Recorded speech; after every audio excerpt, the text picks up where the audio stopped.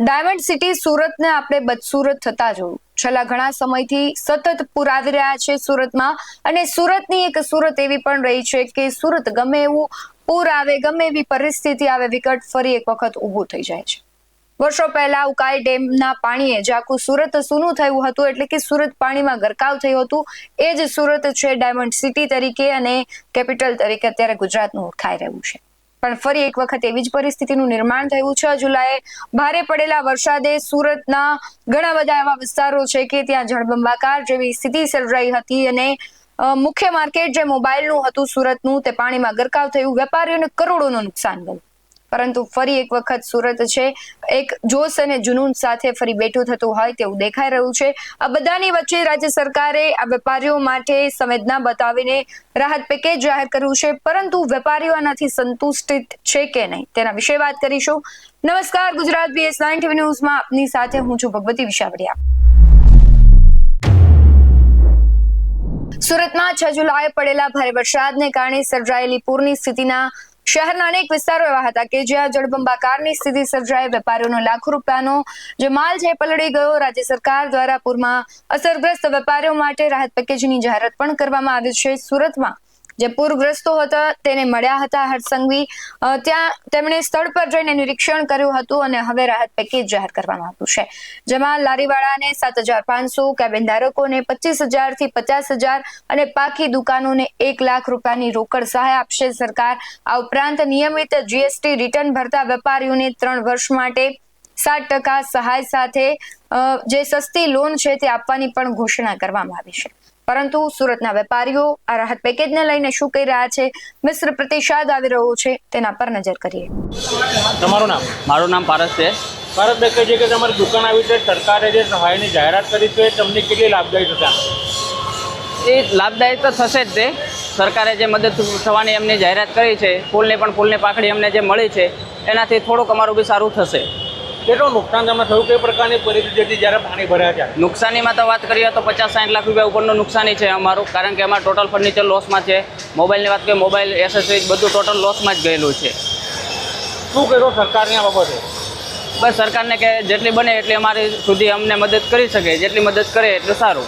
કઈ પરિસ્થિતિ જ્યારે પાણી ભરાયા ત્યારે? પાણીમાં એવું છે કે 15 થી 20 મિનિટની અંદર પાણી ફૂલ પોદારની અંદર ભરાઈ ગયેલું હતું. તમારી દુકાનમાં કેટલું પાણી ભરાયું? અમારી વાત તો 15 થી 20 મિનિટમાં ફૂલ આખી દુકાન અમારી ડૂબી ગયેલી હતી. દુકાન દેખાતી જ નથી. તમારો પરિચય? મારું નામ હાર્દિક પટેલ છે. પોદાર માર્કેટમાં મારો શોરૂમ છે મોબાઈલનો, ઉમિયા મોબાઈલ લિમિટેડ કરીને. હાર્દિકભાઈ, સરકારે વેપારીઓને સહાયની ઓછા વ્યાજે લોનની અને વેરામાંથી મુક્તિની જાહેરાત કરી છે. વેપારી તરીકે શું કહો છો? ખરેખર આ સારી જાહેરાત છે. સરકારે સપોર્ટ કર્યો અને એ બહુ મોટી વાત છે, સારી વાત કહેવાય. પ્લસ સરકારે વેરો માફ કરવાની જે વાત કરીને એ બી સારી સહાય છે વેપારી માટે. અને બીજી વસ્તુ, મેઇન વસ્તુ એ છે, આપણને એક વસ્તુ એ ગમી કે જ્યારે આ પૂર આવ્યું હતું ને ત્યારે આપણા હર્ષભાઈ સંઘવી પોતે અહીંયા એક શોરૂમ ઉપર જે નુકસાન થયું છે એની એમને નિરીક્ષણ કર્યું. એ પોતે આવ્યા, બધા વેપારીઓ સાથે પોઝિટિવ વાતચીત કરી અને એમને કીધું હતું કે અમે સરકારમાં રજૂઆત કરશું અને કંઈક ને કંઈક સહાય થાય એવી વાત કરશું. તો એ વાત બહુ સારી છે, અમને એ ગમ્યું. એ બદલ સરકારનો ખૂબ ખૂબ આભાર. અને ખાસ કરીને આભારમાં તો એવું છે, આભાર એટલે વ્યક્ત કરું છું સરકારનો કે જે આ પરિસ્થિતિ હતી ને એ ખરેખર જે અહીંયા લાઈવ જોયું હોય એને ખ્યાલ હોય કે વેપારીને કેટલું મોટું નુકસાન થયું છે. નુકસાનની વાત કરીએ ને તો જે વેપારી 10-10, 12-12 વર્ષથી દુકાન ચલાવતા હતા એની જે એસેટ હતી, એક મૂડી ભેગી કરેલી હોય ને ઝીરો થઈ ગઈ છે. કોઈનું ફર્નિચર ઝીરો થઈ ગયું છે, કોઈનો સ્ટોક ઝીરો થઈ ગયો છે, કોઈ વેપારી પોતે આખા ઝીરો થઈ ગયા છે, કાંઈ વધ્યું નથી એની પાસે. એની મુલાકાત હર્ષભાઈ સંઘવીએ લીધી અને બધા વેપારીઓ સાથે વાતચીત કરી અને આશ્વાસન આપ્યું હતું, મોટિવેટ કર્યા હતા. અને વેપારીઓએ પણ બહુ સારો સહયોગ કર્યો હતો. આક્રોશનો તો ઢીલો સરકારને વેદના એમની બતાવી હતી કે અમારી પરિસ્થિતિ આ છે. ત્યારે હર્ષભાઈ સંઘવી કહીને ગયા હતા કે અમે સરકારમાં રજૂઆત કરીને કંઈક ને કંઈક રાહત કરાવશું વેપારીઓને જે લોસ ગયો છે એમાં. અને એમને ખરેખર જાહેરાત પણ કરી. સારી વાત છે કે જે લોકો GST ભરતા હોય અને પાકી દુકાન હોય એ લોકોને 1-1 લાખ રૂપિયાની સહાય મળશે, પ્લસ વેરો માફ થઈ જશે. પણ એ સિવાય મારે તમને હજી એક રજૂઆત કરવી છે સુરતીઓ, કે સરકારે તો સહાય કરી દીધી, જે કરવાની હતી, જે થવાનું હતું બધું કરી આપ્યું. પણ તમારે બધાને એક સપોર્ટ એ કરવાનો છે કે જે આ વેપારીઓને લોસ ગયો છે પોદાર માર્કેટમાં, જે ગ્રાઉન્ડ ફ્લોરમાં જે બધાની દુકાનો ઝીરો થઈ ગઈ છે, ટોટલ લોસ થઈ ગયો છે, આ બધા વેપારીઓ પાસેથી શોપિંગ કરો, ઓનલાઈન શોપિંગ બંધ કરો. અહીંયા આવીને મોબાઈલ, એસેસરીઝ, કેબલ, XYZ વસ્તુ લોકલ લેવલથી પરચેસ કરશો ને આ બધા વેપારી આપમેળે ઉપર આવી જશે. અને એનો સહયોગ તમારા બધાનો હશે સુરતીઓ. તો છે ને એ વેપારીના ફેસ ઉપર એક સ્માઇલ આવશે ને એના હકદાર તમે હશો. તો બધાને દિલથી લોકલ લેવલે સપોર્ટ કરો, ઓનલાઈન શોપિંગ બંધ કરો. આ બે હાથ જોડીને તમને બધાને રિક્વેસ્ટ છે. બસ મારું કહેવાનું ખાલી આટલું જ છે કે લોકલ વેપારીઓને સપોર્ટ કરો. ધન્યવાદ. તમારું નામ? વિજય ઢોલરિયા મારું નામ છે. 24 વર્ષથી અમારે પોદારમાં દુકાન છે. મારી શોપનું નામ છે ઝેડ પ્લસ.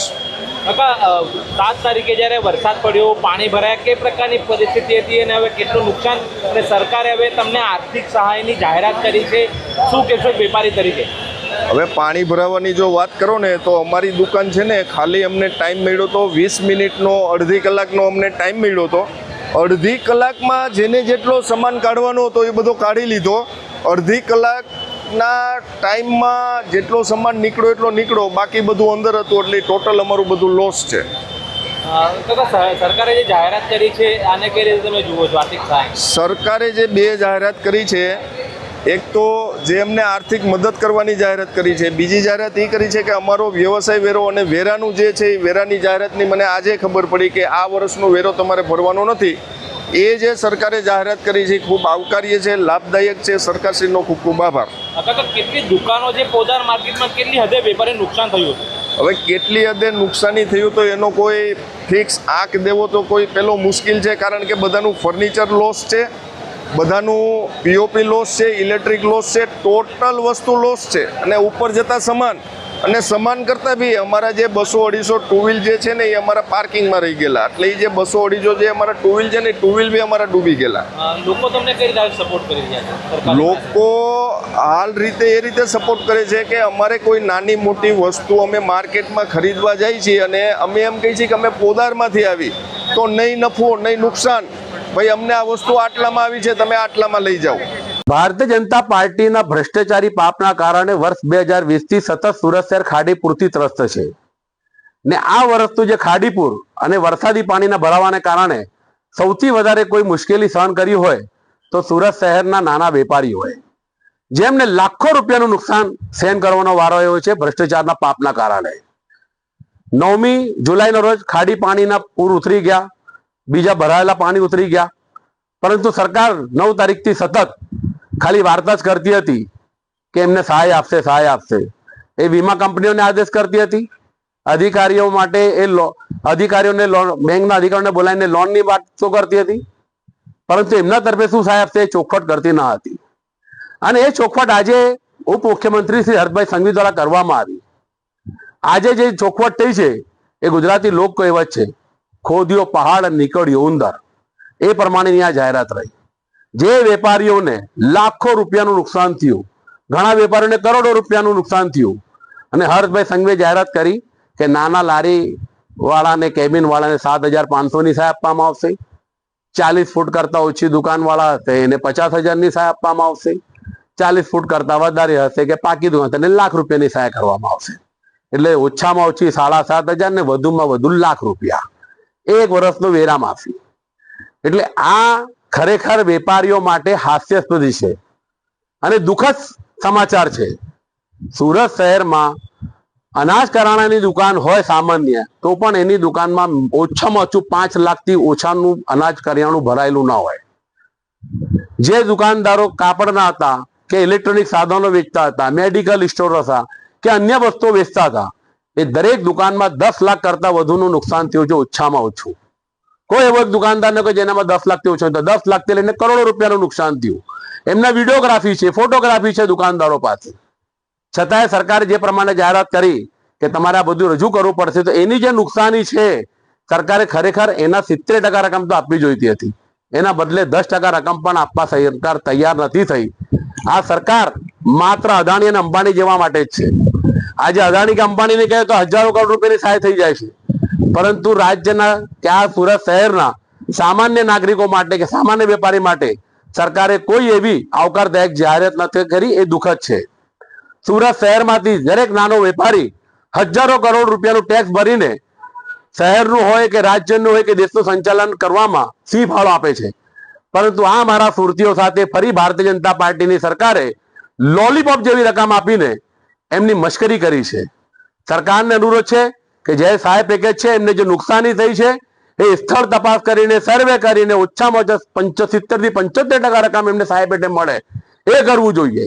જે માફી વેરાની વાત છે 1 વર્ષ માટે, એ ઓછામાં ઓછા 3 વર્ષ માટે વેરા માફી કરવું જોઈએ. જીએસટીમાં રાહત કરવી જોઈએ. પરંતુ સરકારનું એકબીજા વિભાગો સાથે પણ સંકલન ન હોય કે કેન્દ્ર સરકાર સાથે પણ સંકલન ન હોય અને એક લોલીપોપ જેવી જાહેરાત કરીને શહેરીજનોને અને ખાસ કરીને નાના વેપારીઓ સાથે અન્યાય કર્યું છે. તમારું શું માનવું છે કમેન્ટમાં જરૂરથી જણાવજો. બાકી આવા જ વધુ અહેવાલો સાથે ફરી મળતા રહીશું. તમે અમારી યુટ્યુબ ચેનલને સબસ્ક્રાઇબ કરવાનું અને ફેસબુક અને ઇન્સ્ટાગ્રામ પર ફોલો કરવાનું ભૂલશો નહીં. બાકી અમને અપડેટ્સ મેળવવા માટે આપ જોતા રહો BS9 ન્યૂઝ. નમસ્કાર.